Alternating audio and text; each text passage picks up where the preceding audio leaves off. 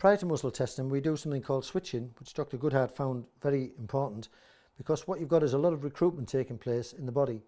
That recruitment, when you're muscle testing, can sometimes mislead you because the wrong muscles test weak or on the wrong side, because of this body confusion trying to bring us back to this vertical position. And he found these points useful in re-establishing neutral and showing the muscles that are actually strained and not any adaptations.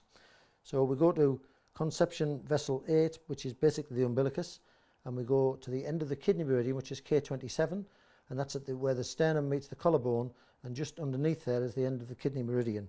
And we rub those points vigorously for about 10 seconds. And then we come to spleen 21, which is basically where the crease of the elbow meets the rib cage between ribs 7 and 8, and we just rotate some pressure massage into there as well as K27s, and then the same to the opposite side. Then we go back to CV8 and we come to the end of the conception vessel and the end of the governing meridian, which is top and bottom lip, and we stimulate both of those at the same time as the umbilicus. Then to re-establish polarity of the body, we go into lung 1, which is just about this point, 13, which is in the groin. We press here, test the previous intact muscle, and we continue until, if you tested and one tested weak, we test the other side, and if it stays weak, we switch across until we get polarity staying on one side's testing strong, one side's testing weak because it's the negative and positive polarity of the body. Then we're ready to muscle test in the clear. That's called switching.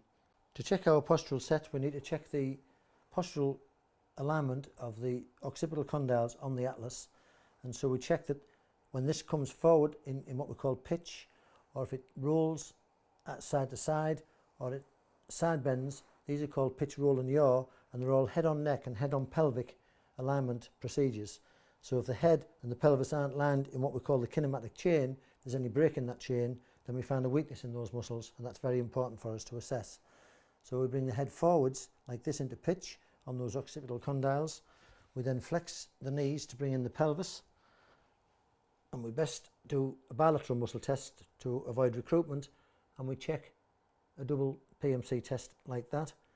Then we turn the head to one side, this is done on both sides, and we approximate the knees to the opposite side. So you've got a counter rotation involving the whole spinal dynamics. And again, we check two intact muscles, and we turn to the other side, check them from the same. And the other muscle that we need to check is we bring the piriformis up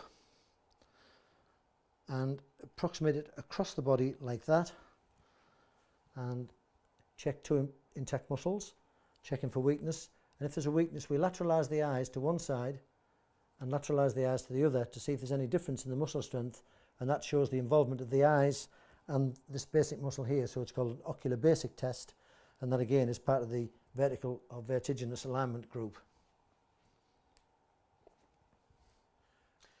Another part of our postural set is to test what we call gait testing, which is to test the competence of the arm and the opposite leg to work in cross pattern. So we test both of those muscles at the same time, and if you test them by themselves, firstly to see if they're previously intact, quite often when you bring them both into play, you'll find a weakness in one or the other, and that indicates a loss of cross pattern lateral test ability of the muscles. So we test the other side as well. We can also test them by taking the arm and leg, approximate them into abduction from the body and pushing them towards the body like that, and pushing them towards the body like that. And the posterior test is to take the arm posterior and the opposite leg, raise them both up, and again pressing towards the couch on one side and then the other, and that tests the posterior gaits. And that, with the pitch, roll and yaw, ocular basics and the gait tests, are all tests of bipedal upright efficiency, and that completes our postural set.